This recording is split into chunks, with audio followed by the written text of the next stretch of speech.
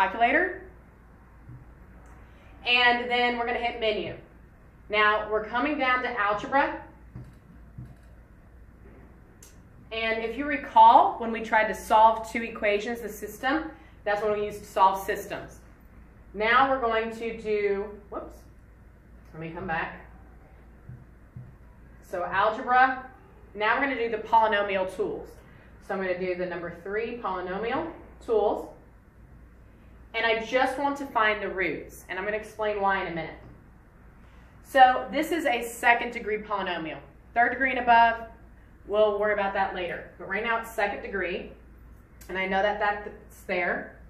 So I'm going to go ahead and minimize this for a second so I can see both at the same time. All right. So second degree, so I just hit enter. Now I'm putting in the coefficients of the variables. So my first coefficient in front of this x would be the number 1. So that's the first number that I put into this slot. Now I'm going to put my second coefficient for my x.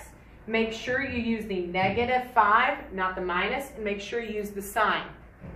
Then I'm going to put in the +6. And I just hit OK, or you can hit enter. I like to just keep hitting enter.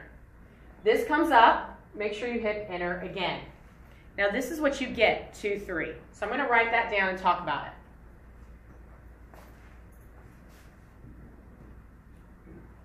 Make sure you realize this is not a coordinate. This is not the xy coordinate 2, 3. That's not what it is. These are called roots. When we're dealing with quadratics, that means that we're dealing with a quadratic equation, a parabola. Now I usually like to teach quadratics before I teach factoring to help with the understanding of why we factor. So I'm going to show you why we do this. This is my graph. I'm seeing that I'm crossing the axis, the x-axis, at the +2 and the +3. So if I actually put in little dots here, I know because it's an x squared, it's positive, that parabola is going to be going upwards. If it was a negative x squared, it'd be upside down. So I know it's going to look something like this. Now in Algebra 2, you use these 3 values in order to find your vertex. We don't do that here. That's next year. But I've got my roots. What this means is, again, that's where it crosses the x-axis. Okay? However, when I put it into the equation, I'm going to take the opposite. And I will show you why in a second. My equation would be x minus 2 times x minus 3. And once again, it doesn't matter the order. You could have put x minus 3 first and x minus 2 because of the commutative property with multiplication. So either one of these would have been your answer that you put into the IXL program, or that you just go ahead and write down on your paper. Either one of these. Now let me show you why that is the case.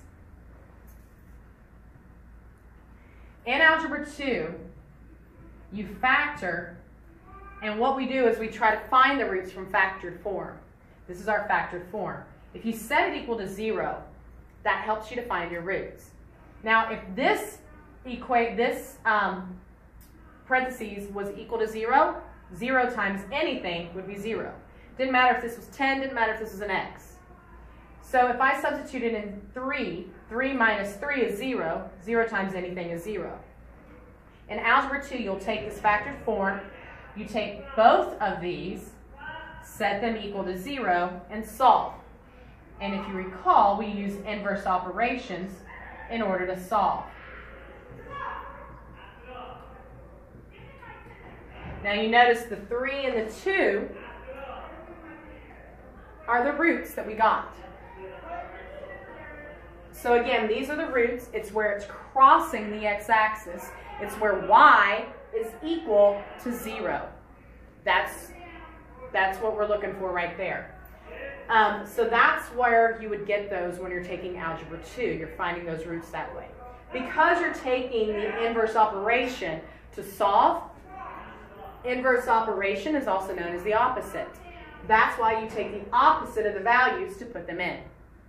Now, a trick, if you want to write it down, it is on my board, but if you want to write it down, if in your polynomial you have a plus plus, you know your parentheses are plus plus. If you have a minus plus, you know your parentheses are minus minus. If you have a plus or minus in the beginning and a minus here, it's going to be a plus minus. And again, these are interchangeable as well. It can be minus plus. Let's do another example. The 2x squared minus 7x minus 5. And I'm going to do the exact same thing. Come back to menu, down to algebra. We're going to do polynomial tools, finding our roots. It is a second degree because it's squared. Just hit enter. We're using 2, -7, -5. 2, -7, -5. Hit enter and hit enter. Oh, I'm going to pause you right there for just a second. It's a -15. I typed it in wrong. So I wrote it down wrong. So I see I get all these decimals here. If you get something like that, you've probably messed up something like I just did. I messed up. It was supposed to be a -15. But that's good that I made that mistake so that you can see that. I wrote it down wrong on the board so that you can see that mistake. Always good to make mistakes because that's where we learn. So we're going to start again. Back to menu, algebra, polynomial tools, find roots, second degree. So 2, -7, -15. 2, -7, -15. Hit enter. And we get -3/2, 5. All right. So this one is -3/2, 5. Now remember, I already said you're going to take the opposites when you put them in. Okay?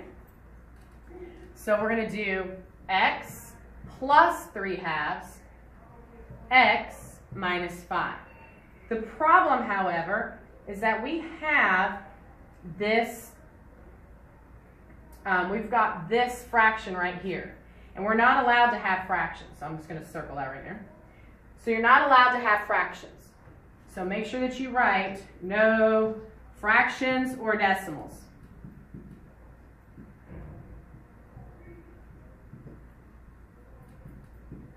No fractions or decimals. What happens is we take this 2, we move it to the front of the x. Now, if you remember back when we did slope formula, I told you could stack them and subtract straight down. 3 minus 1, 2 minus 1, and the 2 shoves underneath. So you notice it's the denominator that's moving positions. Same thing here, it's the denominator that moves. If I rewrite it, I get 2x plus 3, x minus 5. That is my factored form. Now again, I can show you the reason why this 2x plus 3 moves. If I set that equal to 0 again, trying to find that root, I subtract 3 from both sides, and then I divide by 2. And you'll see that -3/2 was the original root. One other example to go through, something like this. Now, if you want to rewrite that, we know it's a 1x squared, plus there's no x. So if you want to put the 0x in to help you out when you're using your calculator, you can. So when I do this, I'm going to go ahead and I'm going to come back again to my menu. Algebra, polynomial tools, find roots, second degree. It's a 1, 0, -9, making sure we use that negative. Hit enter, -3, +3. That makes it easy. We know the roots are -3, +3. We're taking the opposite again. Always taking the opposite. X plus 3, x minus 3. That's your answer. That's it. That is how you factor. Now, let's say that you ended up with a solution of 2, 2, meaning both roots are 2. That's x minus 2, x minus 2. Or, if If you want to get fancy and write it proper, it's x minus 2 squared, because you have 2 of them. This one sits, the graph sits on the 2. And that's it. There you go.